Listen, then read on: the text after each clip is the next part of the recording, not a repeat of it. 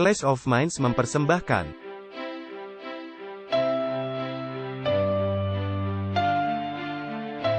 Walter Veith, Martin Smith, Martin Luther, tahun 1517. Konsili Trent, tahun 1545. Luka parah, tahun 1798. Kebangunan besar rohani, tahun 1844. Ensiklikal Rerum Novarum, tahun 1891. Konsili Vatikan II, tahun 1962. Paus Francis, tahun 2013. Ensiklikal Laudato Si Perawatan Rumah Kita Bersama, tahun 2015. Pandemi COVID-19, tahun 2019. Pemilihan Presiden Amerika Serikat, tahun 2020. Perang Rusia melawan Ukraina, tahun 2022. WhatsApp Prof 150, Davos, para raja dan pedagang WEF menerapkan tatanan dunia baru. Selamat datang dalam episode lain WhatsApp Prof. Walter, apakah Anda tahu tatanan dunia baru sedang diterapkan? Nah, sepertinya dari judulnya.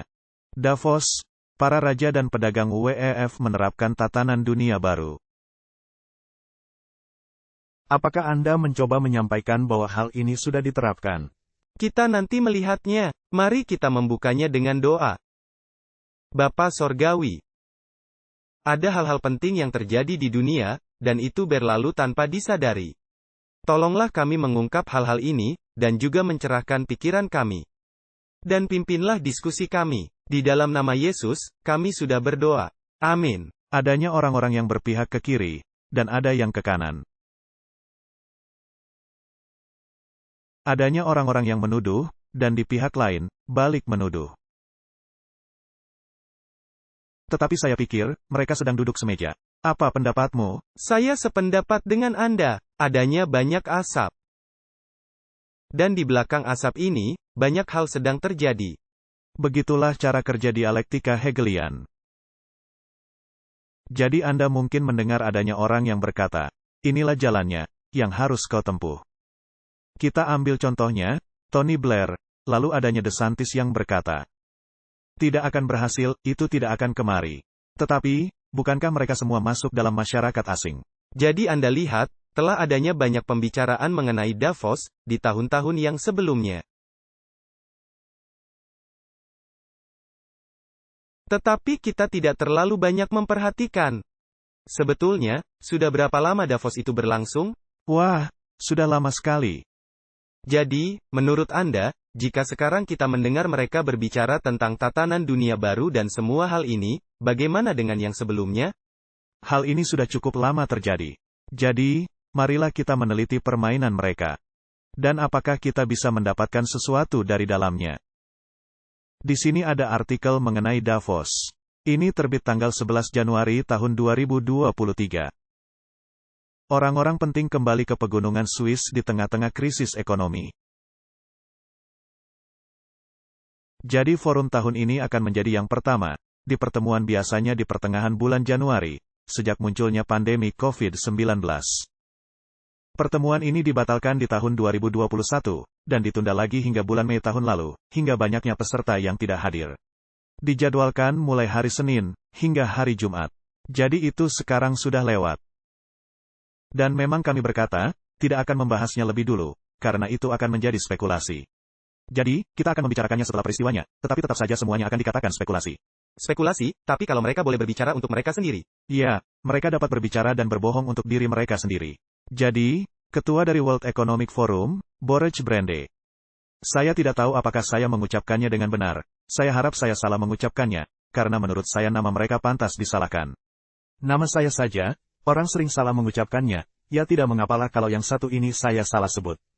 Dia mengingatkan tantangan berat ekonomi, yang membayangi peristiwa-peristiwa tahun ini. Brande menunjukkan pada rekor partisipasi, oleh setidaknya 52 kepala negara, dan lebih dari setengahnya berasal dari Eropa. Ini menunjukkan suatu peristiwa penting, dengan semua orang-orang penting. Memang, dan jika kita melihat 10 jari kaki, Ini juga bersifat nubuatan. Benar. Jadi dalam peranan mereka sekarang, termasuk Presiden Marcos Jr. dari Filipina, dan Presiden Gustavo Petro dari Kolombia, dan Presiden Korea Selatan, Yoon Suk Yeol. Beberapa pejabat dari pemerintahan Biden, termasuk utusan khusus untuk perubahan iklim, John Kerry, yang adalah anggota Skull and Bones. Direktur Intelijen Negara, Avril Haines. Direktur FBI Christopher Wray. Direktur Badan untuk Perkembangan Internasional Amerika, Samantha Power. Direktur Perwakilan Perdagangan Amerika, Katherine Tai. Cuma mau menyinggung, ini sangat menarik, bahkan Direktur FBI hadir. Iya, mengapa mereka ada di sana? Dari antara pimpinan bisnis, yang kehadirannya, telah diumumkan oleh World Economic Forum, antara lain CEO BlackRock, Larry Fink. Ketua Salesforce dan co-CEO bersama Mark Benioff. Pimpinan perusahaan Bain, Orit Gadies. CEO Morgan Chase, Jamie Dimon. Juga berencana untuk hadir, menurut sebuah laporan. Tokoh terkenal lainnya, yang akan hadir, pemimpin Bank Sentral Eropa, Christine Lagarde. Direktur Pelaksana Dana Moneter Internasional, Kristalina Georgieva. Dan itu terus berlanjut dan terus berlanjut dan terus, dan tentu saja Al Gore. Dengan terompet kecil perubahan iklimnya, yang terus-menerus dia suarakan. Dia telah disanggah berkali-kali. Tetapi jika Anda terus-menerus mengulangi dusta, pada akhirnya, orang-orang akan mempercayainya juga, benar. Ya, dan malangnya, kebanyakan orang. Karena jika melihat statistik, kelompok minoritas, sesungguhnya melihat kepada fakta yang ada. Dan saya melihat semua anak-anak sekolah juga turut serta, karena mereka jelas tahu lebih banyak tentang perubahan iklim dibandingkan para ilmuwan yang menentangnya. Dan jika saya boleh menambahkan di sini, hal yang pernah kita bahas sebelumnya. Kapan semua ini diterapkan? Kapan semua ini dimulai? Kita sudah sering membahasnya. Ada sebuah film. Inconvenience Truth. Ya, tetapi itu Al Gore. Tetapi yang saya maksudkan adalah film Our Man Flynn, di tahun 1970-an, dan adegan pembukanya adalah mengenai perubahan iklim. Ya, itu sudah sangat lama. Hal ini juga telah dicemooh oleh para kritikus karena kemunafikannya, karena para pejabat terkadang terbang dengan jet pribadi sebelum mendorong kebijakan untuk melawan perubahan iklim. Nah, semua orang-orang penting ini, adalah mereka juga membiayai perang, bukan, ya? Bukankah perusahaan-perusahaan ini membiayai perang? Sudah seperti itu selama beberapa zaman, dan mereka yang menjatuhkan semua bom ini, yang sama sekali tidak bermanfaat bagi perubahan iklim. Dan sekarang mereka mesti membangun kembali Ukraina, itu harus terjadi. Dan lihat siapa yang terlibat di sana? Bagaimana dengan jejak karbon mereka? Perusahaan-perusahaan yang sama yang telah kita lihat di sini, JP Morgan Chase, BlackRock, nama-nama ini muncul di mana-mana, setiap saat. Baiklah, sekarang mari kita melihat halaman web World Economic Forum, dan melihat apa yang mereka laporkan. Dan di sini ada laporan resiko global. Ini untuk tahun 2023, dan mereka mencantumkan 10 resiko terbesar. Di sini ada resiko untuk periode 2 tahun, dan ada resiko untuk periode 10 tahun. Baiklah, Martin, yang pertama adalah biaya krisis kehidupan. Saya pikir mereka tidak terlalu mengkhawatirkan tentang biaya krisis hidup, karena mereka semua mampu mengatasinya. Dan yang nomor 2, semestinya menjadi nomor 1 bagi mereka, yaitu bencana alam dan kejadian cuaca ekstrim. Kita akan segera membahas mengenai bencana alam dan kejadian cuaca ekstrim. Dan nomor 3, adalah pertarungan bidang ekonomi. Martin, saya mendapati pertarungan bidang ekonomi ini menjadi hal yang sangat menarik. Sebagai contoh, pemerintahan Biden telah mengatakan Afrika Selatan harus pindah dari ekonomi yang berdasarkan batu bara. Jadi sekarang ini, kita sedang mengalami pengurangan daya listrik. Di mana kita tidak ada listrik di negara ini selama berjam-jam setiap hari. Dan mereka terus mengatakan bahwa mereka akan memperbaikinya, tetapi malah memperparah keadaan. Tetapi ribuan kendaraan truk pergi dengan mengangkut batu bara, dan mengirimkannya ke pelabuhan laut, untuk dikirimkan ke lokasi lainnya. Seperti China, dan lokasi lainnya di dunia. Jadi, ekonomi berbasis batu bara harus berhenti di negara ini. Tetapi jelas ini tidak akan berhenti di negara lain, karena batu bara sedang diekspor dengan begitu gencar. Jadi di sini ada sesuatu yang di luar nalar. Saya meyakini bahwa negara Afrika Selatan sedang menjalani semacam uji coba. Bagaimana jadinya ketika ekonomi sebesar ini, yang merupakan salah satu terbesar di Afrika, akan runtuh sebagai akibat dari kegiatan ini? Saya sependapat dengan Anda. Kita telah menjadi ajang uji coba, karena pengurangan beban daya sudah dimulai sejak 10 tahun silam. Lalu kembali normal untuk sementara. Dan sekarang, kita secara terus-menerus mengalami pengurangan daya listrik, seperti yang Anda katakan. Selama lebih dari 1 tahun. Ya, dan keseluruhan ekonomi runtuh sebagai akibatnya. Dan mereka membicarakan mengenai kerusuhan besar-besaran yang mungkin akan terjadi dalam bulan ini. Jadi, kita berada dalam keadaan banyak pergolakan. Bagaimana dengan pasokan bahan makanan? Para peternak tidak bisa bekerja, karena adanya jutaan ayam mati, karena kipas angin yang seharusnya menjaga mereka tetap dingin, tidak berjalan. Mereka juga tidak bisa mengairi lahan. Ya, mereka tidak bisa mengairi lahan, karena semua irigasi pertanian besar ini memerlukan listrik. Saya pikir, masalah yang akan muncul, sangat menakutkan. Baiklah, tetapi nampaknya bagi saya, kebanyakan semua hal ini telah direncanakan. Dan tidak peduli skandal apapun yang menimpa presiden. Selama pemerintahan berjalan, ini artinya koneksinya masih sangat baik. Lalu mereka menghubungkannya dengan resiko nomor 4, kegagalan untuk mengatasi perubahan iklim. Erosi ikatan sosial, dan polarisasi masyarakat. Nah, menarik, bagaimana media mendorong hal ini, juga masalah ras. Dan Alkitab secara jelas mengatakan akan adanya masalah etnis di akhir zaman. Jadi segala sesuatu, yang mereka taruh di sini sebagai resiko dalam masa 2 tahun. Sesungguhnya sudah dikatakan di dalam Alkitab. Benar. Maka kita akan mengalami peristiwa kerusakan lingkungan berskala besar. Martin, mereka nampaknya mengetahui hal ini akan terjadi. Nah, salah satu alasan mengapa orang bisa tahu akan terjadi, karena mereka telah merencanakannya. Ya, jelas. Dan jika Anda melihat warna diagram ini, yang warna hijau, selalu berkaitan dengan iklim. Benar.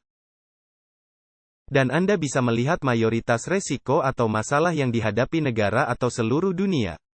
Dan solusinya selalu kembali ke hal tadi.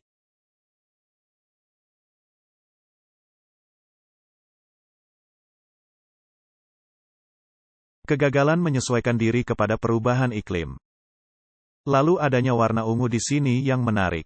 Ini mengenai kejahatan cyber yang meluas dan ketidakamanan cyber. Klaus Schwab sudah mengumumkan hal itu dari sejak dulu. Dan kita telah melihat beberapa hal menarik yang terjadi, tidak terbangnya beberapa pesawat terbang Amerika dan juga Kanada. Lalu terjadinya krisis sumber alam dan skala besar migrasi yang dipaksakan. Martin, mereka pandai dalam memilih kata-kata ini, yang dipaksakan. Ketika dalam kenyataan yang sebenarnya, pemerintah memastikan hal ini terjadi secara sukarela. Ya, nah, kebanyakan dari skala besar migrasi paksa ini, kembali disebabkan oleh perubahan iklim. Tetapi, dari mana semua ini berasal? Jadi, itulah hal-hal yang mereka pikirkan akan terjadi dalam masa 2 tahun ke depan. Kedengarannya seperti dalam kitab Matius 24, tepat. Jadi apa yang diharapkan akan terjadi dalam masa 10 tahun ke depan? 10 tahun ke depan akan sangat hijau. Ya, itu fokus utama. Jadi itu fokus mereka. Juga ada warna merah dan warna ungu. Mari kita menelitinya. Dalam masa 10 tahun ke depan, akan terjadinya kegagalan mengatasi perubahan iklim. Itu karena mereka menghendaki kegagalan. Kegagalan adaptasi kepada perubahan iklim, bencana alam dan peristiwa cuaca ekstrim. Punahnya keanekaragaman hayati, dan runtuhnya ekosistem. Skala besar migrasi yang dipaksakan. Krisis sumber alam. Erosi ikatan sosial, dan polarisasi masyarakat. Kejahatan dunia maya yang meluas dan ketidakamanan dunia maya. Pertarungan bidang ekonomi. Skala besar peristiwa perusakan lingkungan. Jadi kita akan mengalami permainan saling menyalahkan. Ini salahmu, tidak, itu salahmu, dan harus ada perubahan, dan distribusi ulang kekayaan, dan harus ada tindakan yang berkaitan dengan semua bencana buatan manusia.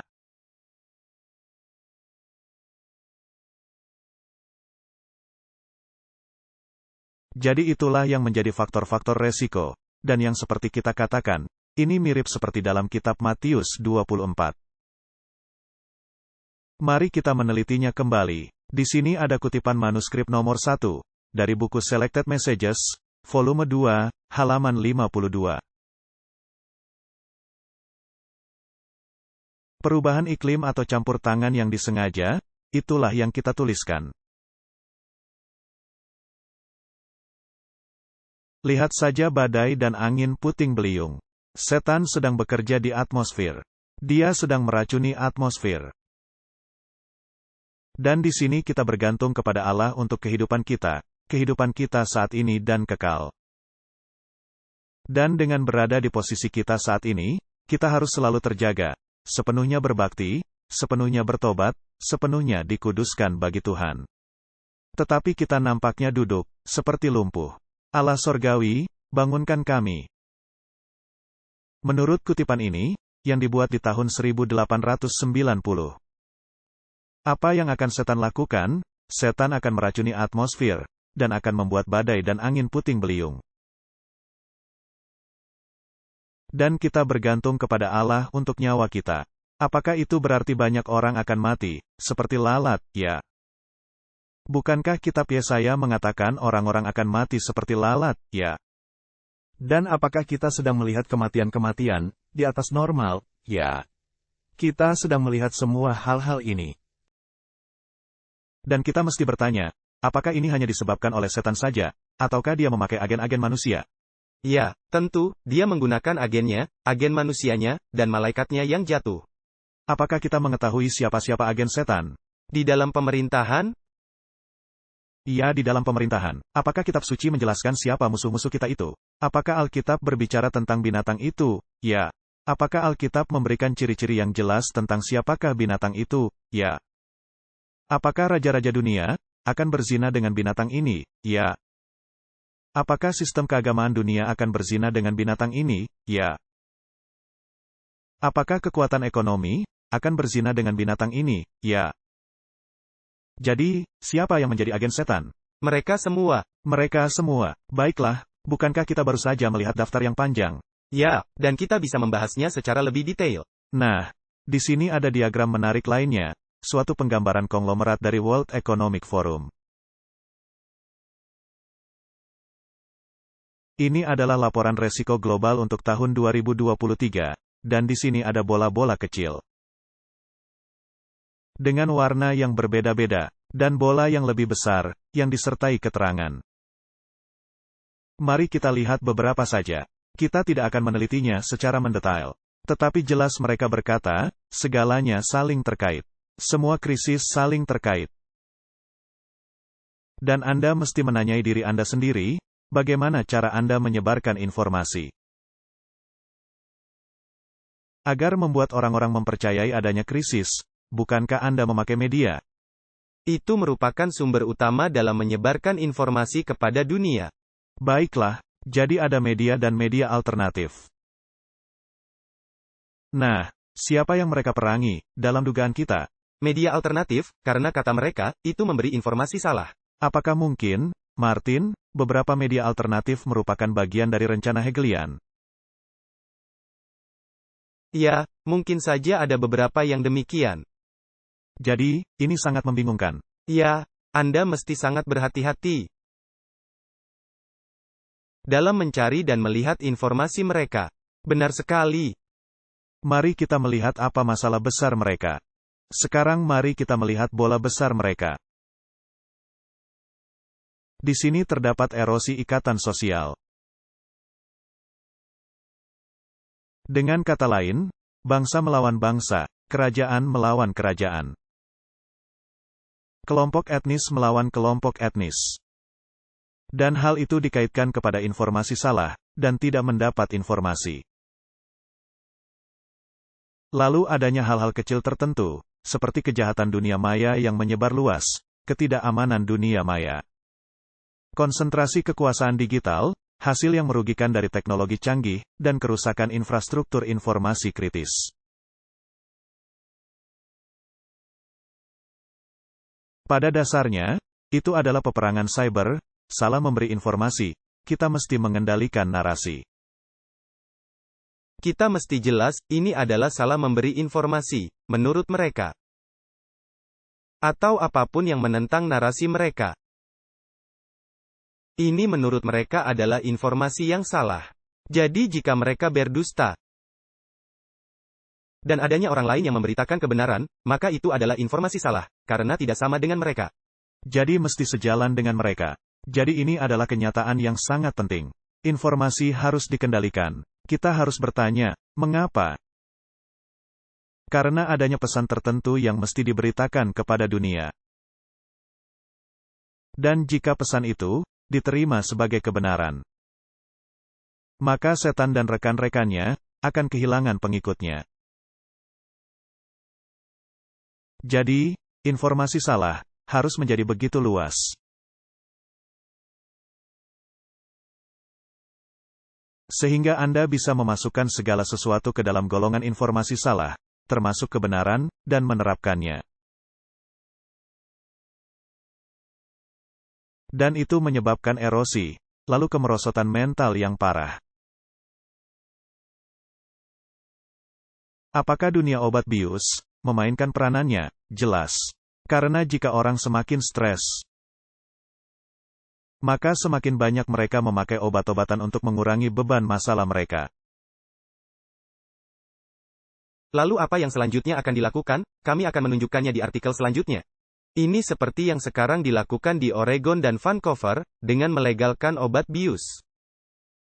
Melegalkan semuanya. Dan, Martin, jika setan meracuni atmosfer, mari, kita berhenti sejenak di sini. Mestikah kita mesti melindungi diri kita dari kegiatan semacam itu, dan apa yang terbaik bisa kita lakukan untuk lingkungan semacam itu?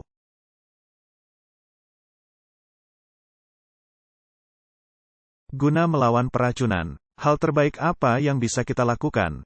Apa yang kita masukkan ke dalam tubuh kita? Benar, kita mesti sangat berhati-hati dengan apa yang kita makan, apa yang kita minum. Dan kita mesti menghilangkan segala sesuatu yang berdampak kepada pikiran kita. Karena peperangan ini ditujukan kepada pikiran kita. Dan di samping penyakit mental, adanya penyakit infeksi, keadaan kesehatan kronis, runtuhnya infrastruktur publik dan pelayanannya. Jika terjadi keruntuhan infrastruktur medis publik dan adanya penyakit kronis, maka terjadilah resep sempurna untuk kekacauan yang mereka kehendaki, Ordo ab Chaos. Bagaimana jutaan orang akan menderita, jika terjadinya keruntuhan dalam sistem medis? Baiklah. Itu juga kembali pada apa yang baru saja Anda sebutkan. Tentang betapa pentingnya, tidak hanya apa yang Anda masukkan, tetapi juga segala sesuatu yang berhubungan dengan gaya hidup. Baik, mari kita melihat aspek lainnya, yang mereka bahas. Mereka membahas mengenai keruntuhan negara. Dan itu terjadi oleh kegiatan teroris, dan pemakaian senjata pemusnah massal. Konflik antar negara bagian, dan semua persoalan yang menyertainya. Dan dengan selalu adanya masalah migrasi. Jadi, Martin, mengapa ada orang yang ingin meruntuhkan negara? Karena mereka menginginkan terbentuknya suatu hal baru, berbeda dengan hal yang sebelumnya. Anda harus membangun kembali dengan lebih baik. Dan untuk membangun kembali dengan lebih baik, maka Anda harus membongkar apa yang ada sebelumnya. Semua ini sudah direncanakan. Dan ini saling terkait, jadi mereka tahu cara kerja rencana ini, dan mereka telah memikirkannya masak-masak. Seperti yang sudah kita tanyakan sebelumnya, bukankah rencana ini sudah dilaksanakan? Bukankah ini sudah berjalan seperti mesin yang diminyaki dengan baik? Ini disebut seni berperang. Lalu adanya keruntuhan rantai pasokan penting yang sistemik. Kita akan mengalami keruntuhan rantai pasokan. Apakah ini sedang diusahakan? Mereka mengerjakannya dengan lihai. Ya, lihat saja hal-hal yang baru saja terjadi. Kita sudah membahasnya. Dan, kemudian kita akan mengalami krisis hutang, dan krisis biaya hidup. Dan kemudian secara terus-menerus kita akan mengalami bencana alam, punahnya keanekaragaman hayati. Kegagalan untuk mengatasi perubahan iklim, dan kerusakan lingkungan. Nah, apakah setan mengasihi ciptaan Allah? Tidak. Apakah setan peduli jika ciptaan itu musnah? Tidak, dia membencinya. Benar. Setan ingin merusakkannya. Setan ingin merusakkannya, karena dia membenci Allah dan umat-umat Allah. Martin, semua ini nampaknya seperti rencana perang dari pihak musuh. Karena mereka mengatakan, apa yang akan menjadi masalah? Dan mereka senantiasa mengatakan, masalah tidak akan kunjung berakhir, karena tidak ada orang yang akan mengatasi masalah tersebut. Dan memang mereka sengaja melakukan peruntuhan kepada infrastruktur. Mereka meruntuhkan distribusi dengan sengaja. Mereka meruntuhkan kesatuan sosial dengan sengaja. Mereka mendorongnya dalam media secara terus-menerus. Ini adalah rencana perang. Ini adalah strategi perang. Sudahkah kita diperingatkan mengenai strategi ini? Ya, sudah. Sangat tegas. Kita baru saja membaca sebuah kutipan. Ini dituliskan lebih dari 120 tahun silam. Yang memberitahu kita, bahwa ini akan terjadi, ketika bahkan tidak ada tanda-tanda kemungkinannya terjadi, tetapi sedang diterapkan sepenuhnya.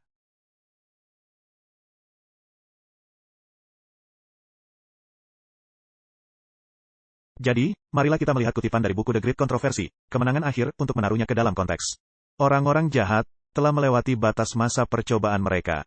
Nah, ini belumlah terjadi.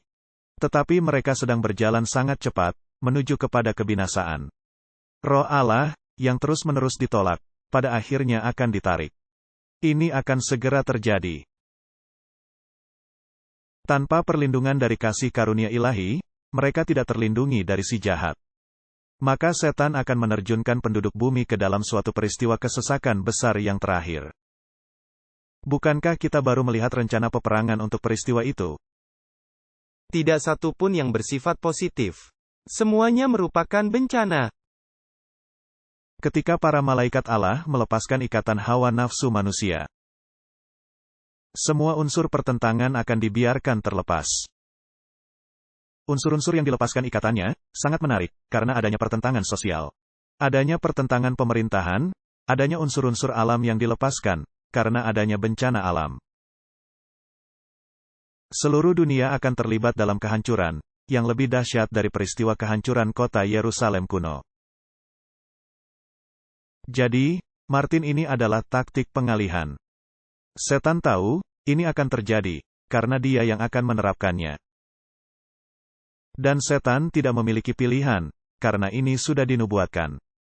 Ini tidaklah berarti Allah akan memaksakan tindakannya, melainkan bahwa Allah telah mengungkapkan strateginya dari permulaan. Ya, Allah memberitahu kita hal yang akan dilakukan setan. Dan setan telah memberikan cetak biru, rancangan tentang bagaimana itu akan terjadi, dan dia membuat permainan saling menyalahkan yang sudah matang.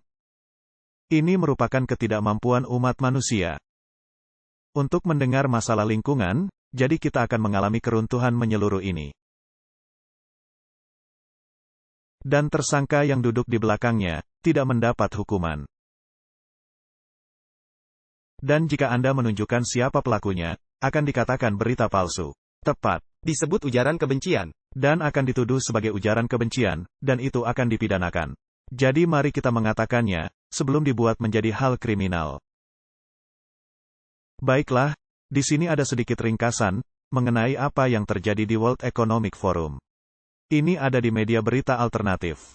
Dan Martin, wanita yang bertanggung jawab untuk siaran ini, bukankah dia mengalami aniaya setelahnya? Ya, ketika dia pulang ke Amerika Serikat. Namanya sudah ditandai, karena dia hadir di sana. Dan mengalami pengalaman buruk di bea cukai dan melewati bandara serta digeledah dan sebagainya. Dia sesungguhnya membuat video mengenai hal itu. Baiklah, mari kita melihat ringkasannya dan nanti kita mengomentarinya. Di sini Morgan, di Davos, Swiss, dan hari ini laporan berita hari keempat tentang bagaimana mereka menerapkan agenda riset besar di seluruh dunia. Nah, pertama-tama dengan perubahan iklim. Ini adalah suatu industri miliaran dolar yang kita bahas. Dan dengan hal ini, kita bertanya bagaimana cara mereka akan menerapkan pajak karbon untuk orang-orang sipil di seluruh dunia. Dan saya tidak mendapat banyak jawaban. Selanjutnya, mereka memerangi informasi salah dengan menghadirkan perusahaan seperti CNBC di Wall Street Journal, bersama dengan menjadi tuan rumah panel dengan Brian Stelter tentang informasi yang salah, dan yang membuatnya masuk akal. Juga, dengan kedok kerawanan dan stabilitas pangan, mereka mendorong lebih banyak pilihan non-daging, termasuk serangga, dan penelitian tentang hal itu akan terus dilakukan. Selain itu, di atas semua hal ini, dengan agenda 2030, mereka meramalkan akan adanya serangan cyber global di seluruh dunia dalam 2 tahun mendatang. Dan juga bahwa pandemi COVID belumlah berakhir, dan mungkin ada lebih banyak wabah yang akan segera datang. Nah, apa yang telah kita pelajari saat berada di sini di World Economic Forum? Yaitu tidak peduli di mana saja Anda berada, di negara manapun. WEF telah menyusup ke seluruh warga sipil, bahkan di Amerika. Nah, dalam diskusi kita sekarang, segala sesuatu yang dia katakan akan membuat orang-orang ini berbicara dengan sendirinya. Baiklah, mari kita menjabarkannya. Kita mulai dari tokoh favorit, anggota Bonds. John Kerry, yang nampaknya masalah dunia, kelihatan ada di bahunya. Dan ekspresinya mengungkapkan, tidak ada harapan untuk masa depan. Mari kita menyimak hal yang hendak dikatakannya. Mengapa manusia dewasa yang seharusnya bijaksana?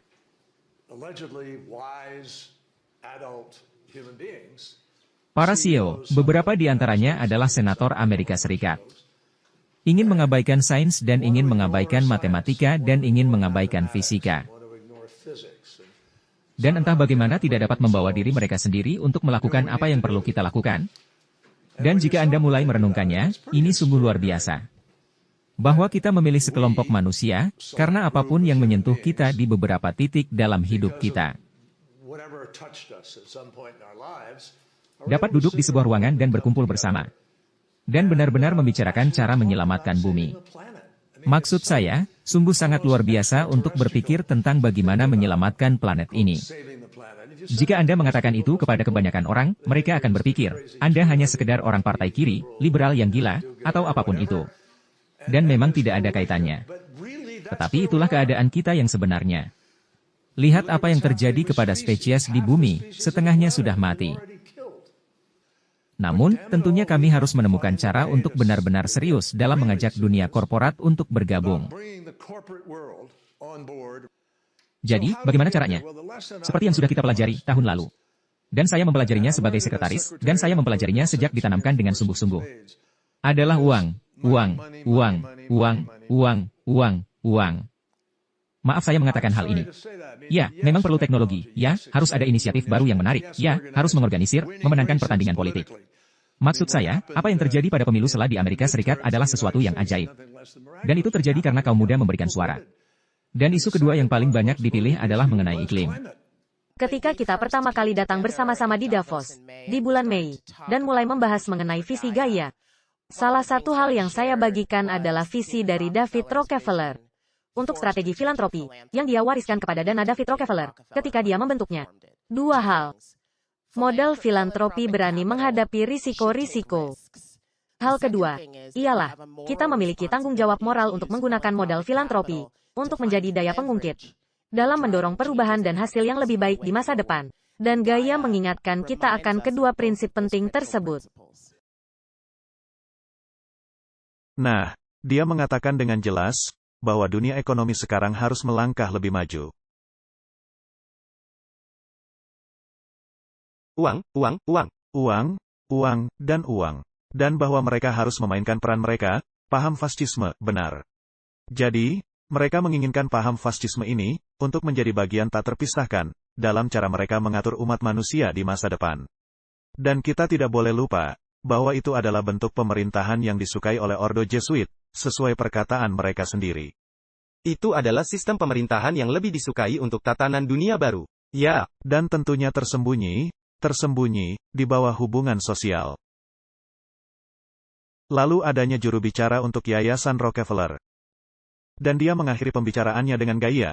dia benar-benar berbicara lebih banyak tentang gaya. Jadi semuanya adalah, Apakah Anda tertarik kepada gaya, Martin? sama sekali tidak, ya. Dewi ini, sudah semestinya tidak menempati posisi dalam kehidupan Kristen apapun. Tepat. Lihat saja, sekarang ada semua pencampuran ini. Dan sesungguhnya, semua agenda perubahan iklim ini, sesungguhnya adalah mengenai gaya. Benar. Ini adalah penyembahan kepada setan.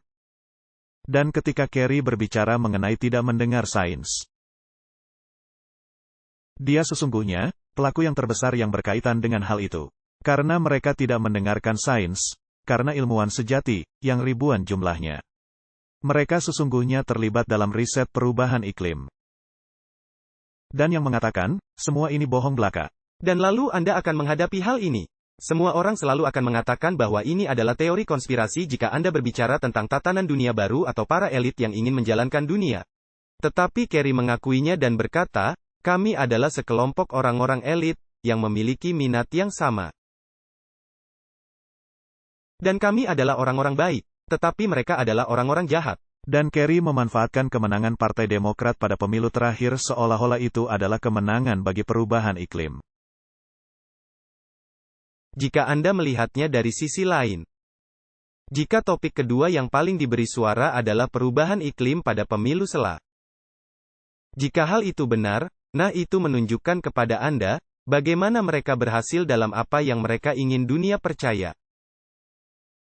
Jadi, apa yang saya ingin katakan ialah, berapa banyak orang yang meyakini, bahwa isu perubahan iklim itu suatu hal nyata? Wah, mereka memulainya dengan kaum muda, bukan? Dan ahli terbesar kita mengenai perubahan iklim adalah Greta.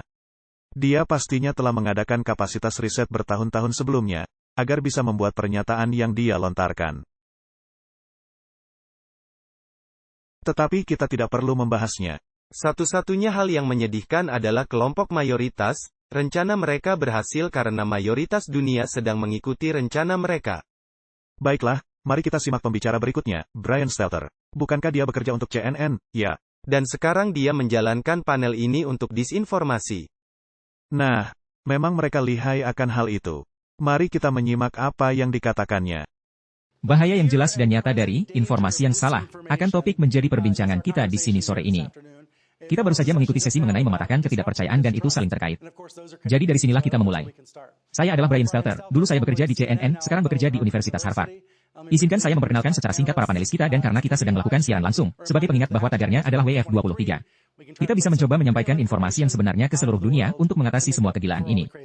Saya pikir kita punya cukup data yang menunjukkan bahwa kebohongan jauh lebih laku daripada kebenaran. Dan jika Anda tidak menghentikannya, maka algoritma akan terus menuju ke arah bisnis yang lebih baik dan keuntungan yang lebih baik. Dan itulah yang menjadi latar belakang peraturan kita di Eropa, yaitu kita ingin menghentikan tren ini, yang berkaitan dengan SMS. Jadi, ketika menyangkut teks, yang jauh lebih canggih, jadi mereka harus mengolah bahasa. Jadi, saya pikir AI belum cukup matang untuk bisa menguasai hal ini. Tapi saya pikir, ini hanya memerlukan waktu. Untuk ujaran kebencian, saya pikir kita memerlukan orang-orang yang memahami bahasa dan kasus hukum di negara ini. Karena harus tahu apa yang dianggap sebagai ujaran kebencian. Sebagai ujaran kebencian ilegal, yang saya pikir akan segera ada di Amerika Serikat. Saya pikir bahwa kami memiliki alasan kuat mengapa kami harus mencantumkan hal ini dalam hukum pidana. Kita memerlukan platform untuk mengolah bahasa semacam itu dan mengidentifikasi kasus-kasus semacam itu. AI akan terlalu berbahaya melakukan hal itu. Kita juga menanyai Elon Musk bagi masyarakat kita yang membela pemikiran kebebasan berbicara, tetapi bukan kebebasan memperoleh kekayaan. Pesan kami sangat jelas. Kita memiliki aturan yang mesti dipatuhi, jika tidak, akan ada sanksinya. Kami bekerja dengan orang-orang yang memiliki pengetahuan, dengan para pengacara, ahli-ahli sosiologi yang memahami bahwa orang-orang mesti bertingkah laku dalam cara sopan. dan tidak menyebabkan kerugian besar untuk masyarakat. Saya selalu merasa, pemikiran ini mengenai tanggung jawab adalah seperti itu. Jadi inilah yang tidak saya rasakan dari kepribadian Elon Musk. Jadi mereka ingin mengendalikan informasi. Dan akan ada akibatnya. Dan mereka memiliki aturan dan mereka akan menerapkan aturan tersebut. Dan di sini ada sedikit perseteruan menarik yang terjadi dengan Elon Musk. Bukankah baru-baru ini dia bertemu dengan Paus? Ya. Bukankah ini merupakan bagian dari dialektika Hegel? Jelas. Mengayunkan bandul, seperti yang sudah kita bicarakan berkali-kali. Namun yang juga menarik, mereka menerapkan, ini adalah pemerintah Eropa yang menerapkan aturan untuk media sosial. Dan menarik apa yang dikatakan wanita tadi kepada orang dari Amerika Serikat itu, kepada senator. Bahwa ini akan juga diterapkan di Amerika. Ya tentu saja akan juga diterapkan di Amerika. Mereka harus menerapkan hal-hal ini. Tetapi Martin, jika Anda membaca Alkitab dan bertanya siapakah pendusta itu? Ini sangat jelas, iblis adalah pendusta sejak dari awal. Jadi, apakah agen-agen setan, akankah juga menjadi para pendusta? Tepat sekali. Seperti Bapa, demikian juga anak-anaknya. Kamu adalah sama seperti bapamu, iblis dan pekerjaan bapamu, itu juga yang akan kamu lakukan. Jadi tepat seperti inilah, hal yang akan terjadi, dusta menjadi kebenaran dan kebenaran menjadi dusta. Dan Anda melihatnya di kedua sisi. Ya. Kita sudah membaca kutipan ini berkali-kali, tetapi ini sangat penting bagi orang-orang untuk memahami apa yang sedang terjadi. Ini adalah bagian dari kebijakannya untuk mengambil karakter yang paling baik untuk mencapai tujuannya. Ini adalah paham Katolik. Namun di balik penampilan bunglon yang berubah-ubah, ia, Katolik, menyembunyikan bisa ular, racun, yang tidak berubah-ubah. Kami tidaklah terikat untuk menjanjikan iman dan janji-janji kepada bidat. Jadi paham Katolik bisa berdusta. Dia bisa mengingkari janji. Dia bisa melakukan hal apa saja yang dia inginkan. Dan dia akan berkuasa. Dan Protestanisme akan memberikan kekuatan mereka kepada binatang itu. Karena perubahannya bukan berasal dari kepausan, tetapi dari Protestanisme. Jadi, paham Katolik memang mirip banyak dengan paham Protestan yang ada sekarang. Karena paham Protestan telah sangat merosot sejak zaman Reformasi. Tetapi di sini kita memiliki bunglon dengan tentakel-tentakelnya di mana-mana. Jadi mereka juga mengatakan bahwa kita harus mengubah pola makan kita, bukan? Dan kita harus makan lebih banyak serangga dalam makanan kita, dan segala macam hal yang aneh-aneh. Tahukah Anda, Martin, bahwa banyak perusahaan yang sudah memperkenalkan serangga dalam bentuk protein, seperti itulah yang mereka katakan. Apa yang ada dalam makanan itu? Seberapa pentingnya, agar kita memulai membuat makanan kita sendiri? Sangat perlu. Apakah bijaksana untuk membeli makanan proses yang ada di dunia, tempat kita tinggal? Tahukah Anda apa yang ada di dalamnya? Tidak tahu. Nah, 99% dari kita, jika Anda membaca labelnya, Anda bahkan tidak tahu apa yang ada di label itu. Jadi, mari kita tanyakan kepada World Economic Forum, apa yang harus kita makan? 5 alasan mengapa mengkonsumsi serangga bisa mengurangi perubahan iklim. Segala sesuatu dikaitkan dengan perubahan iklim. Ya, itu adalah pokok utama yang harus Anda perhatikan. Karena segala sesuatu akan terjadi di sekitarnya. Ingat film Soylent Green? Dengan segera mereka akan membuat kita menjadi para kanibal. Ya, bahkan kita tidak menyadarinya. Bukankah mereka sudah menambahkan produk janin ke dalam rantai makanan? Ya, untuk mendapatkan rasa dan segalanya. Baiklah, jadi apa yang mereka katakan? Serangga yang bisa dimakan bisa menghasilkan jumlah protein berkualitas yang setara, jika dibandingkan dengan hewan. Ini adalah pernyataan yang konyol, karena serangga adalah hewan. Serangga termasuk dalam dunia hewan. Jadi, sebaiknya mereka meminta ahli zoologi lain untuk mencoba mendefinisikan apa itu hewan bagi mereka. Serangga tidak membutuhkan perawatan dan pemeliharaan seperti hewan ternak. Kita sebenarnya kekurangan protein. Martin, apakah kita akan kekurangan protein, jika menggabungkan biji-bijian dan kacang-kacangan? Tidak akan. Serangga adalah bagian dari siklus lingkungan yang baik. Itu sangat menarik. Rantai nilai melingkar ini akan terus membantu mengurangi emisi. Karena bahan organik yang dibuang tidak lagi berakhir di tempat pembuangan akhir, yang menghasilkan metana dan gas berbahaya lainnya dalam prosesnya. Dan kemudian Anda dapat memulai dari yang kecil dan terus meningkat. Martin, apakah ini hal baru, atau telah disiapkan untuk waktu yang lama, sejak dari dulu? Ini dimuat di bulan Februari tahun 2022 di World Economic Forum. Tetapi bahkan jauh sebelum itu, mereka sudah melakukannya. Nah, bukankah menarik, bagaimana mereka memakai bintang-bintang dunia? Kalangan orang Hollywood, untuk mengembangkan ide dan menanamkan sebuah gagasan. Jadi beberapa dari kalangan Hollywood modern ini adalah bagian dari aktivitas yang lebih besar, dan mereka telah terintegrasi dalam semua jenis agenda okultisme. Tetapi kita tidak akan membahasnya. Kami telah membicarakan hal ini berkali-kali. Tetapi kenyataan yang ada adalah bahwa mereka akan menggunakan orang-orang yang berpengaruh untuk mempengaruhi pikiran. Jadi, di sini ada video singkat salah satu bintang Hollywood yang memperkenalkan konsep ini. Dan ini sudah terjadi beberapa tahun yang lalu. Ini sudah cukup lama. Ini sudah lebih dari 5 tahun. Saya pikir, sudah pernah kita tayangkan sebelumnya. Mari kita lihat kembali. Gigi, kita ambil taringnya. Apakah kalian sudah pernah melakukannya sebelumnya? Saya pikir itu sudah selalu menjadi bagian dari makanan kita, serangga. Tapi kemudian saya pikir ada kebenaran untuk bertahan hidup. Selama perang, tentu saja, ketika orang-orang kelaparan, mereka mampu bertahan hidup dengan hal-hal seperti ini. Dan mereka melakukannya. Kapan pertama kali Anda menggunakan serangga ini? Saya pertama kali menggunakannya saat pertama kali berada di negara ini. Jangkrik, Anda mulai dengan jangkrik dalam bir. Lalu berganti ke laba-laba besar.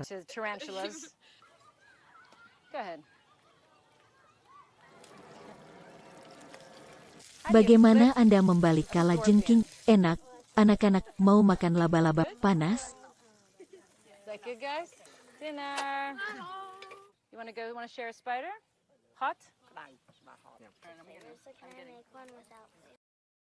Nah, hal yang saya rasakan mengenai laba-laba, jangan pernah Anda memberi saya hal itu.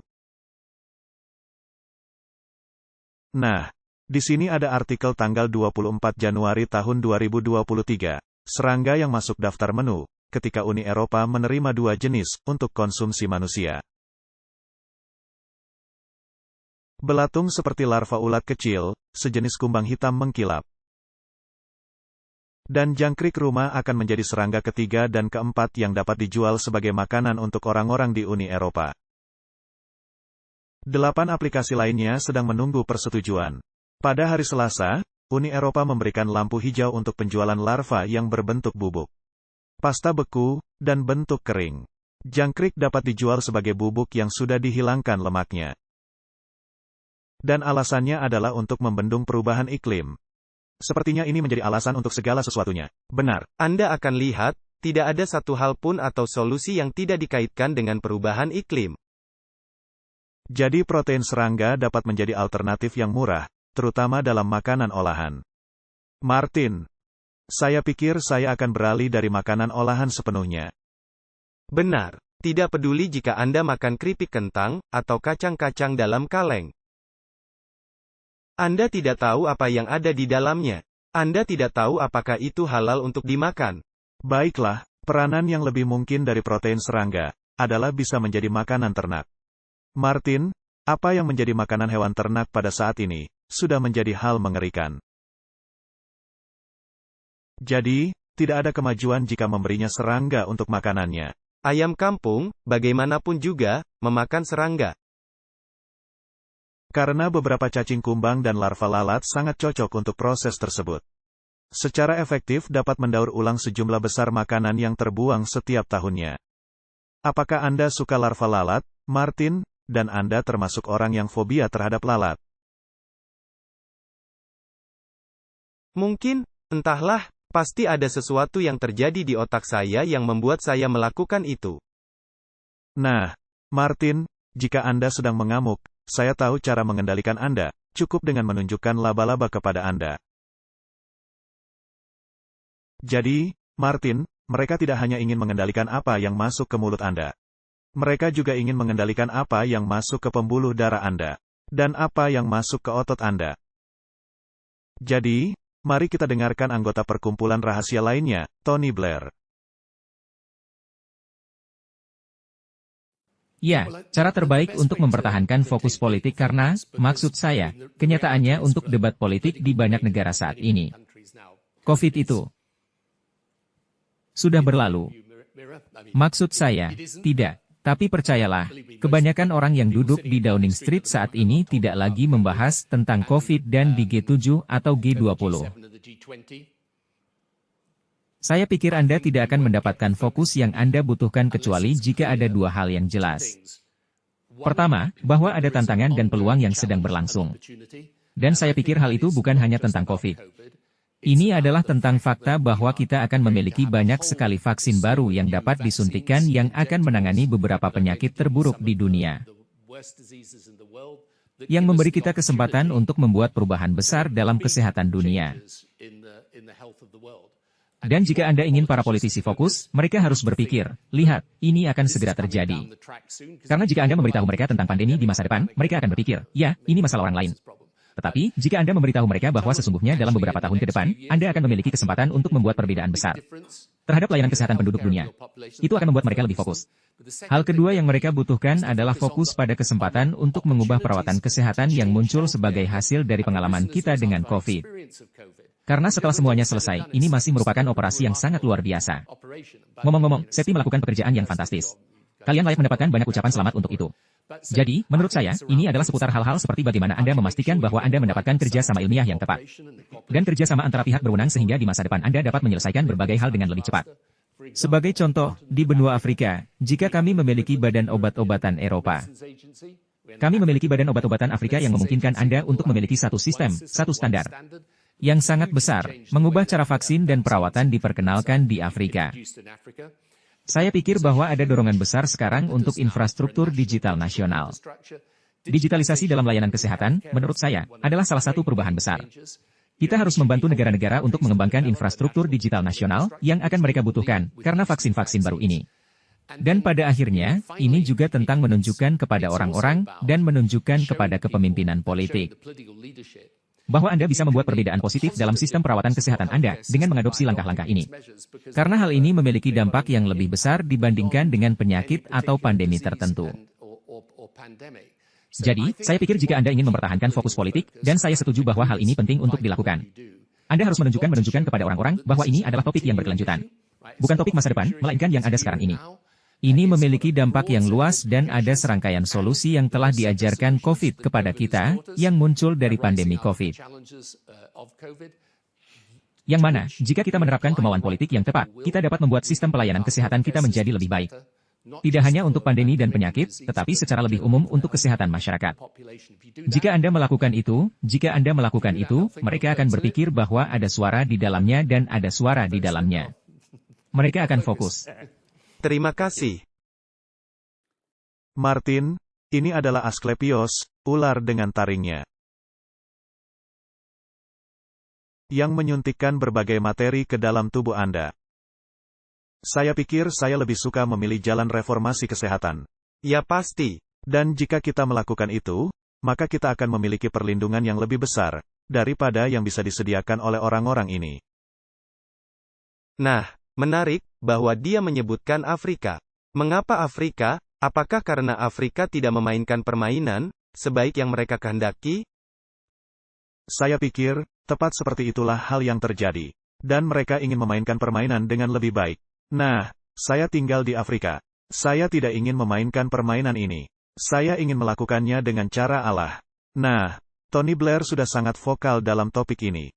Dan dia sangat mengecam mereka yang tidak ingin memainkan permainan ini di masa lalu dalam beberapa pidatonya.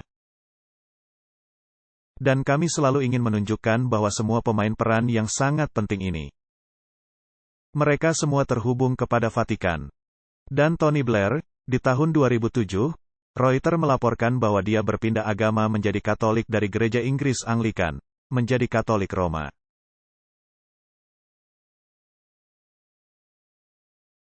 Kepala Umat Katolik Inggris mengatakan pada hari Sabtu, untuk waktu yang lama, dia telah menjadi jemaat reguler di misa bersama keluarganya.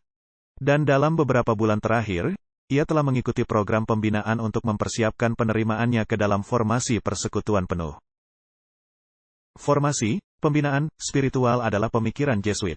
Orang-orang ini, semuanya terhubung kepada kepausan, karena mereka adalah agen-agen Vatikan. Dan mereka menerapkan agenda Vatikan. Benar. Tatanan dunia baru merupakan pemikiran Vatikan. Dan ini dimulai dengan Konsili Vatikan II. Jadi, Alkitab mengatakan bahwa seluruh dunia heran kepada binatang itu, dan mengikuti cara berpikir binatang itu. Jadi mereka harus diindoktrinasi, untuk berpikir sama seperti binatang. Peperangannya ada pada pikiran. Itulah sebabnya para pengusaha kaya media, harus senantiasa pergi ke Vatikan, untuk mendapat instruksi. Di samping instruksi yang mereka dapat dari kaum Jesuit. Dan semua kroninya dan ksatria Malta, dan semua rekan-rekannya. Mari kita melihat peperangan untuk pikiran ini. Bukankah Anda merasa khawatir bahwa pimpinan Anda mengetahui perasaan asmara Anda? Ketika dia mendeteksi kegiatan otak Anda, dan mengalihkan perhatian Anda kembali ke masa sekarang. Anda bernapas lega ketika email yang ia kirimkan kepada Anda di kemudian hari. Mengucapkan selamat atas aktivitas otak Anda selama kuartal terakhir, yang telah memberi Anda bonus kinerja lagi. Anda pulang ke rumah, mendengarkan musik, dengan hasil kerja Anda yang membuat otak Anda bekerja keras, earphone masih terpasang. Ketika Anda tiba di tempat kerja keesokan harinya, awan gelap menyelimuti kantor. Bersama dengan email, pesan teks, dan data lokasi GPS. Pemerintah telah meminta data gelombang otak karyawan dari tahun lalu. Mereka memiliki bukti kuat bahwa salah satu rekan kerja Anda telah melakukan penipuan besar-besaran. Sekarang mereka sedang mencari rekan-rekan komplotannya. Anda mengetahui bahwa mereka mencari aktivitas otak yang selaras antara rekan kerja Anda dan orang-orang yang pernah bekerja dengannya. Meskipun Anda tahu bahwa Anda tidak bersalah atas kejahatan apapun, Anda diam-diam telah bekerja sama dengannya dalam sebuah usaha startup baru. Kaget, lalu Anda melepas earphone Anda. Peperangan di otak Anda. Anda mungkin akan terkejut ketika baru menyadari bahwa saat ini adalah masa depan yang telah tiba. Semua yang ada di video yang baru saja Anda lihat didasarkan pada teknologi yang sudah ada saat ini. Kami tidak berbicara tentang perangkat tertanam di masa depan. Saya berbicara tentang perangkat yang dapat dikenakan yang seperti perangkat Fitbit untuk otak Anda. Kami dapat menangkap dan memecahkan kode wajah yang Anda lihat dalam pikiran Anda. Bentuk-bentuk sederhana, angka, nomor PIN hingga rekening bank Anda. Bukan hanya aktivitas otak Anda yang bisa kami tangkap, kami juga dapat menangkap aktivitas otak Anda di berbagai tempat. Seperti saat neuron mengirim sinyal dari otak ke lengan Anda dan mengirim sinyal ke tangan Anda untuk memberitahu Anda cara mengetik dan bergerak. Semua itu dapat diterjemahkan melalui elektromiografi. Dan apa yang Anda lihat di sini adalah perangkat sederhana yang dapat digunakan, berbentuk jam tangan, yang dapat menangkap aktivitas tersebut. Dan salah satu akuisisi penting di bidang ini, Meta mengakuisisi perusahaan kontrol lab ini pada tahun 2019. Karena perusahaan-perusahaan teknologi besar berinvestasi untuk membantu membuat alat ini dapat digunakan secara universal sebagai cara kita berinteraksi dengan teknologi lainnya. Bagaimana rasanya menekan tombol, tanpa sesungguhnya menekannya? Ini seperti saya ingin memindahkan kursor ini ke atas, atau ke kiri. Kita mengadakan pembicaraan langsung dengan mesin. Bentuk pengendalian yang baru ini memerlukan kami untuk membangun antarmuka yang beradaptasi dengan Anda dan lingkungan Anda. Kita belum bisa memecahkan kode pemikiran yang rumit. Telah ada banyak yang bisa kita uraikan kodenya, yang sangat berkaitan dengan lingkungan tempat kerja. Sebuah topi sederhana yang bisa dipakai, yang sudah ditanami sensor elektroda, yang akan menangkap aktivitas gelombang otak, dan yang memberikan skor dari 1 hingga 5 untuk membantu pimpinan dan karyawan saat ini untuk mengetahui tahap kewaspadaan apa yang dialami orang tersebut. Dan apakah mereka mulai tertidur atau tidak? Kebanyakan orang merasa sangat nyaman dengan setidaknya beberapa bentuk pengukuran manusia. Kenyataannya, ini sudah sangat tersebar luas. Sehingga kebanyakan orang merasa tidak perlu khawatir untuk melakukan sesuatu seperti memonitor denyut jantung Anda. Namun ternyata teknologi semacam itu ada di tempat kerja. Khususnya ketika digunakan untuk memantau produktivitas karyawan. Apakah mereka bergerak atau tidak bergerak di lantai pabrik? Apakah mereka mengambil istirahat dalam jadwal yang tidak ada? Apakah itu merupakan hal yang ditolak oleh seorang pegawai? ditentang oleh serikat pekerja, ditentang oleh karyawan, dan merusak moral. Tetapi kita telah melihat secara konsisten, ketika perusahaan-perusahaan seperti Amazon hingga Tesco, Walmart dan yang lainnya yang memperkenalkan, yang dianggap sebagai alat bos atau teknologi pengawasan, yang tidak disukai oleh pegawai, meskipun itu membuat hidup mereka lebih baik. Baiklah, jika Anda tidak menyukai pekerjaan Anda, berhenti saja. Tetapi bagaimana jika tidak ada pilihan tempat lain? Bagaimana jika di setiap tempat ada pemantauan dimanapun? Kenyataannya, selama pandemi, apa yang kami temukan adalah 80% perusahaan mengakui bahwa mereka menggunakan setidaknya beberapa bentuk teknologi yang disebut sebagai bosware untuk memantau produktivitas karyawan mereka.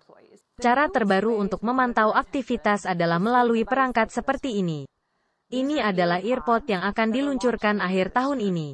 Alat earpod ini, sama seperti video yang tadi Anda lihat sebelumnya, adalah earpods yang dapat menangkap aktivitas gelombang otak dan mengetahui apakah seseorang sedang memperhatikan atau pikirannya sedang melamun. Baiklah, mungkin Anda berpikir, tidak apa-apa, tapi meskipun kita bisa mengetahui apakah seseorang sedang memperhatikan atau pikirannya sedang melamun, Anda tidak bisa mengetahui apa yang mereka pikirkan. Anda salah. Ternyata Anda tidak hanya dapat mengetahui apakah seseorang sedang memperhatikan atau pikirannya sedang melamun, tetapi Anda dapat mengetahui hal-hal apa yang mereka pikirkan.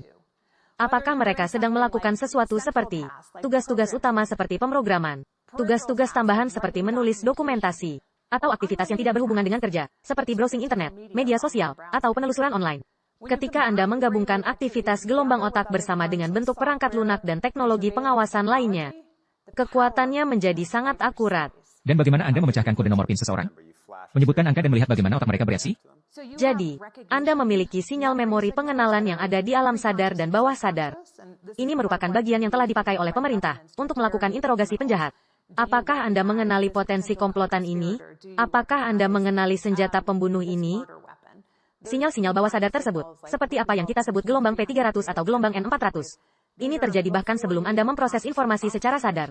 Jadi, Anda bisa memunculkannya dengan angka-angka, dan melihat apakah orang itu mengenalinya. Dan Anda bisa melakukannya tanpa mereka menyadari bahwa itulah yang Anda lakukan. Jadi, apakah semua kata sandi kita akan dipecahkan terlebih dahulu oleh komputasi kuantum ini? Sulit untuk mengatakannya. Baiklah. Saya pikir, saya akan melewati kata sandi dengan cukup cepat. World Economic Forum sedang sangat sibuk, bukan?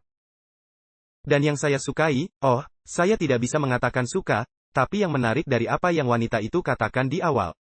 Teknologi ini bukan masih masa depan, tetapi ini sudah ada. Baiklah, nah, apakah setan bisa membaca pikiran Anda? Tidak. Tidak bisa. Apakah Allah bisa membaca pikiran Anda? Ya, bisa. Apakah setan menginginkan kemampuan itu? Jelas. Jadi, merupakan suatu upaya keras untuk melihat apa yang sedang Anda pikirkan. Bukankah baru-baru ini, kita membicarakan tentang seorang wanita yang ditangkap, karena apa yang sedang dipikirkannya, benar. Nah, sekarang Anda bisa mengenakan jam pintar dan mereka dapat menangkap Anda seperti ini. Jadi mereka benar-benar dapat melihat apa yang Anda pikirkan. Mereka ingin tahu apa yang Anda pikirkan. Dapatkah Anda melihat betapa lihainya hal ini? Permainan poker akan tidak lagi dimainkan.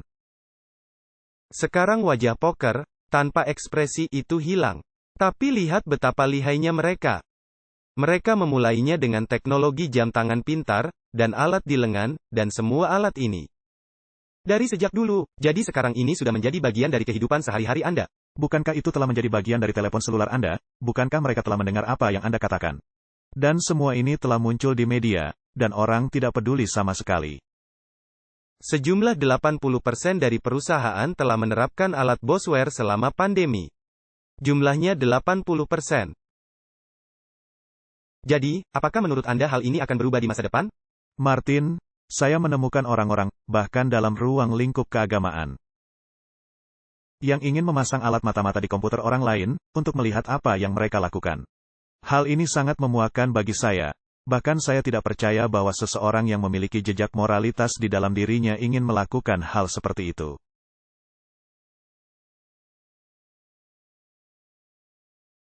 Tidak bisakah Anda melihat dari mana asalnya? Siapa orang besar di balik ini semua? Anda baru saja menyebutkannya. Siapa yang ingin tahu apa yang Anda pikirkan? Baiklah, tentunya ada hal yang ingin Anda ketahui bagaimana terjadinya, jika berkaitan dengan kriminalitas, dan hal-hal semacam itu. Tapi teknologi seperti ini bisa berguna. Seperti kasus di Amerika Serikat di mana orang ini diduga menikam 4 orang.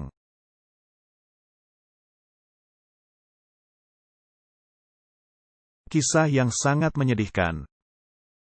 Dan ini menunjukkan pikiran yang sangat terganggu, pikiran yang sakit, dan bagaimana teknologi digunakan untuk menangkap tersangka. Tetapi kita tidak sedang membahas hal itu. Kita sedang membahas tentang kompas moral Anda. Apakah ada orang yang berhak untuk menuduh Anda atas kompas moral Anda?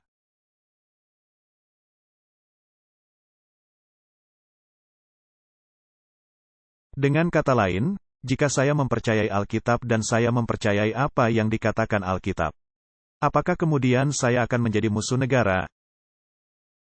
Dan apakah saya akan menjadi musuh sistem? Karena negara dan sistem tidak berada di sisi Alkitab. Mereka berada di sisi lain dari sebuah koin. Dan bahkan jika bandul mengayun ke arah di mana mereka menerima moralitas dari Alkitab, mereka tidak akan benar-benar mau melakukannya. Mereka hanya akan menerima moralitas si binatang itu, yang berpura-pura menjadi juru bicara kitab suci, tetapi dalam kenyataan sebenarnya, membencinya. Tahukah Anda, salah satu hal yang membuat kita tertahan adalah rasa nyaman, di mana setan akan menangkap Anda. Karena ini akan membuat segalanya menjadi sedikit lebih mudah. Hal-hal seperti inilah yang membuat mereka dapat mengendalikan Anda lebih banyak. Jadi, ketika hal tersebut membuat Anda nyaman dan membuat hidup Anda lebih mudah, maka kemungkinan Anda mau melakukannya, meskipun itu sedikit bertentangan dengan moral Anda. Saya tidak akan pernah mau mengikuti hal itu. Bagaimana mungkin orang yang bisa mengetahui pikiran saya, bisa membuat saya merasa nyaman, malah sebaliknya, membuat saya merasa sangat tidak nyaman.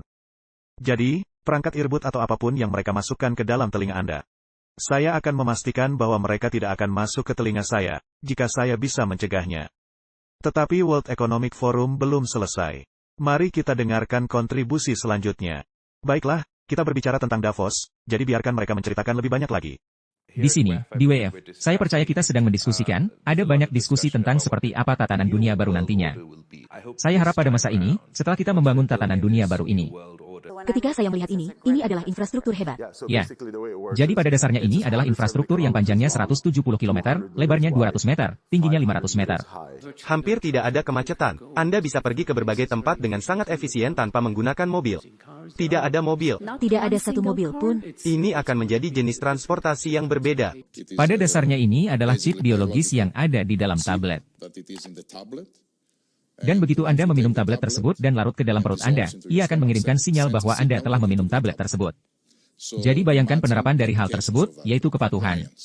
Perusahaan asuransi dapat mengetahui tentang obat-obatan apa yang harus diminum oleh pasien. Dalam pandangan saya, lebih baik dari 50 banding 50. Bahwa akan ada masalah skala COVID dalam 15 tahun ke depan. Masalah tanah, yang menciptakan kekeringan dan mencairkan es. Menaikkan permukaan laut dan menyebabkan gelombang pengungsi iklim yang diperkirakan akan mencapai 1 miliar di abad ini. Lihatlah kecenderungan ketakutan terhadap orang asing dan tekanan otoriter politik yang muncul hanya dari beberapa juta pengungsi. Bagaimana kalau 1 miliar? Kita akan kehilangan kemampuan untuk mengatur diri sendiri di dunia ini. Kita harus bertindak. Sepertinya, Martin, kita tidak perlu mengatakan apa-apa. Ya, mereka mengatakan semuanya. Mereka mengatakan semuanya. Dengarkan saja mereka. Dan cara mereka berbicara. Itulah masalahnya. Dan bagaimana dengan, Anda tahu, banyak orang yang akan mengatakan seperti ini, ya, tapi banyak dari hal-hal yang mereka bicarakan ini adalah ide yang bagus. Apa pendapat Anda tentang hal itu?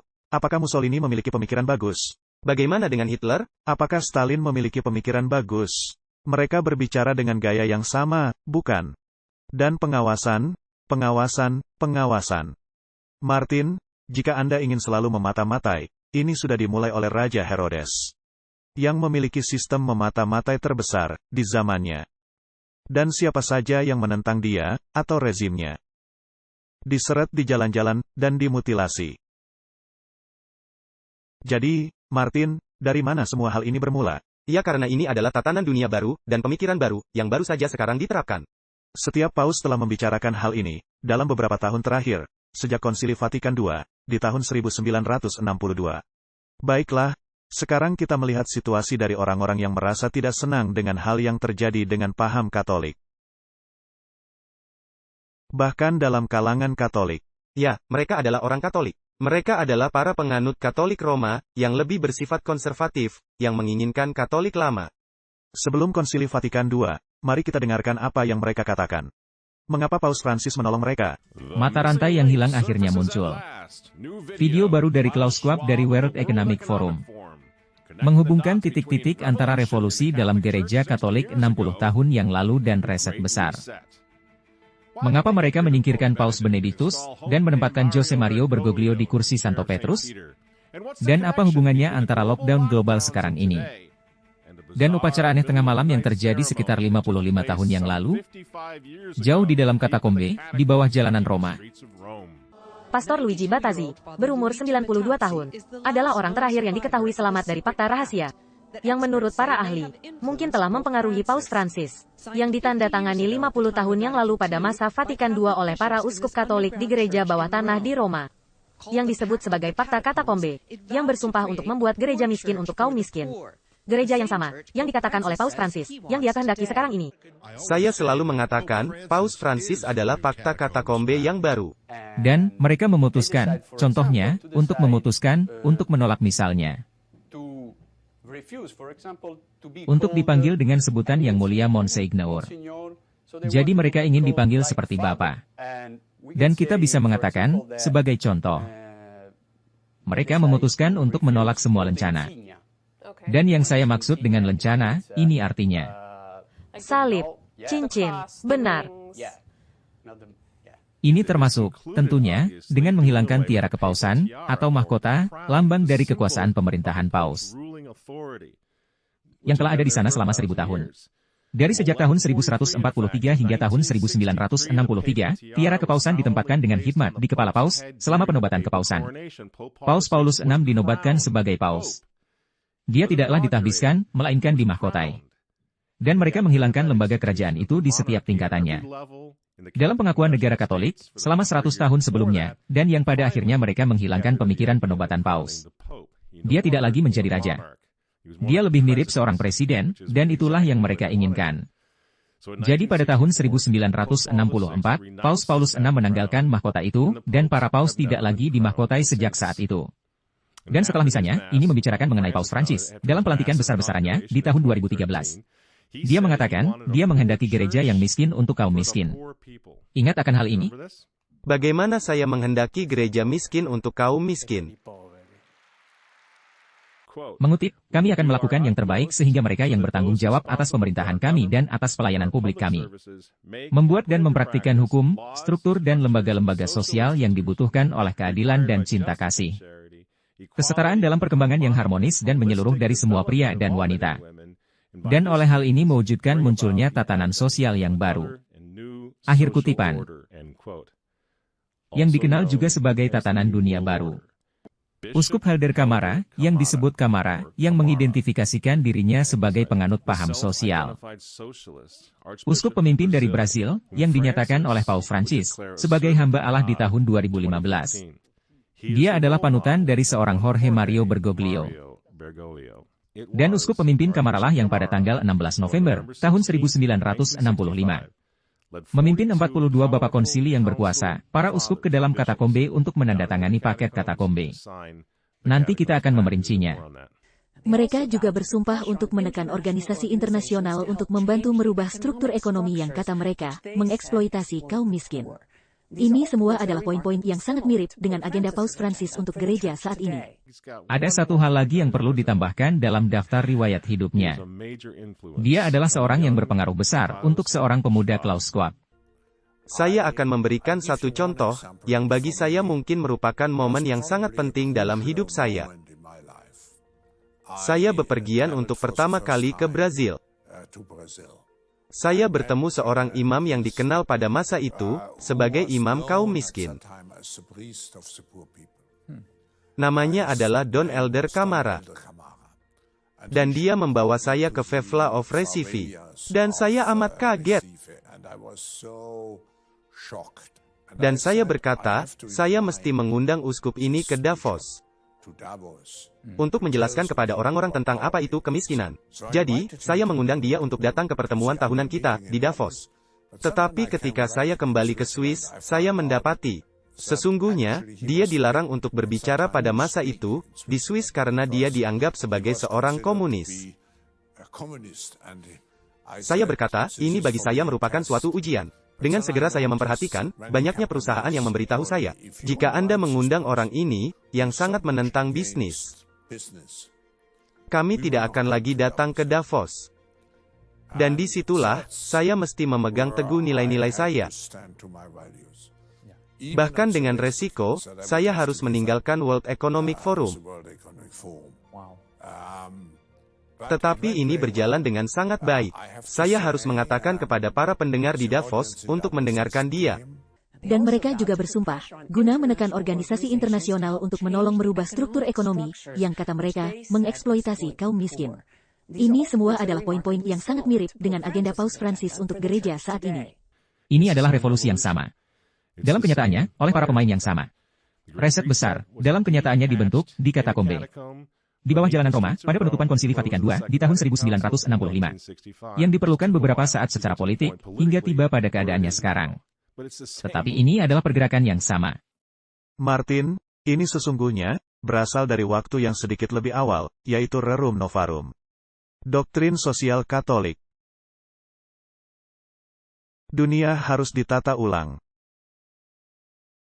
Jadi, apa yang kita lihat sekarang, bahwa World Economic Forum tidak lain adalah organisasi yang akan mendorong agenda kepausan.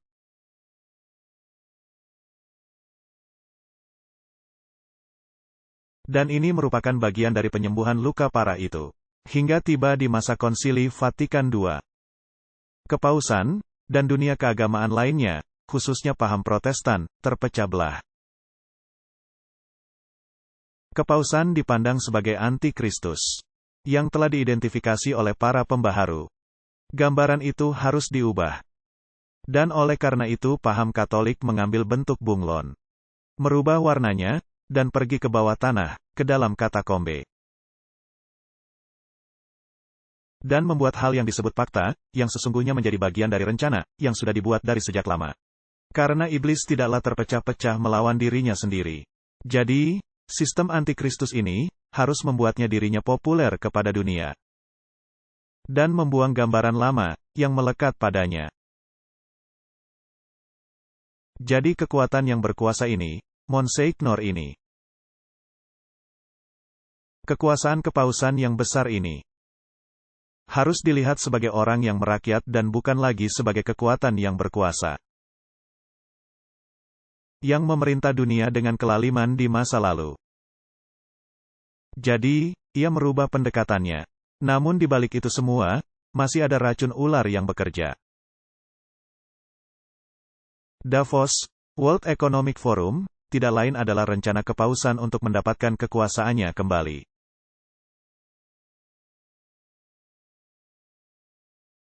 Dan dunia akan menyerahkan kekuasaannya kepada binatang itu. Jadi, Martin, ini merupakan bagian dari kebijakannya, untuk memakai karakter yang paling sesuai dengan tujuannya. Tetapi, di balik penampilan bunglon yang berubah-ubah, dia menyembunyikan bisa ular yang tidak berubah-ubah. Dia adalah antikristus. Hari ini, dia ada, sama seperti di waktu lalu, dan dia akan menuju kepada kebinasaannya. Dan mereka yang bersekutu dengan dia, yaitu kaum Protestan, binatang, dan nabi palsu, akan dilemparkan ke dalam lautan api. Martin, Anda mau berakhir di dalam lautan api? Pastinya saya tidak mau, tetapi ini adalah kenyataan menyedihkan, bahwa umat-umat kita sendiri, yang memiliki buku ini dan semua buku-buku roh nubuat. Dan Anda memiliki Alkitab yang memberikan Anda konfirmasi tentang nubuatan ini, akan berbalik dan berkata, tidak. Baiklah, ini poin kedua lainnya. Begitu dunia menyerahkan kekuasaannya kepada binatang, itu berarti binatang itu kembali memerintah. Dia akan menjadi sama seperti di abad pertengahan. Apakah kita melihat, dia ingin menganiaya dan mengendalikan? Atau Anda hanya perlu menaruhnya di dalam pikiran Anda, ini mesti terjadi. Dan sekarang pikiran Anda melakukan sesuatu yang tidak seharusnya. Apa yang akan terjadi pada Anda? Anda akan dianiaya, ditinggalkan di lapangan. Anda akan dianiaya. Jadi mari kita beritakan, Jangan menerima tanda binatang. Jangan mengikuti sistem. Ini bersifat iblis. Ini berasal dari lubang neraka. Tetapi kerajaan Allah tidak akan tergoncangkan. Karena gerbang neraka tidak bisa menguasainya. Berdirilah di pihak Tuhan. Dan taatilah perintah-perintah Allah. Berpeganglah pada kesaksian Yesus. Dan tinggalkan sistem ini yang berasal dari sumber yang lain. Mari kita berdoa. Bapa Sorgawi, Engkau telah menubuatkan semua peristiwa ini, yang sedang terjadi di depan mata kami. Dan orang-orang mempercayai dusta, dan mengikuti sistemnya. Tolonglah kami untuk memahami, beri kami salep mata, sehingga kami bisa melihat. Adalah doa saya, di dalam nama Yesus, saya sudah berdoa. Amin. Diproduksi oleh Clash of Minds.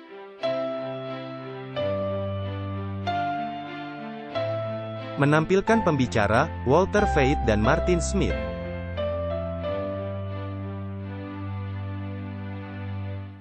Ucapan terima kasih yang tulus. Untuk dorongan semangat, doa-doa dan sumbangan melimpah finansial. Untuk kontak hubungi.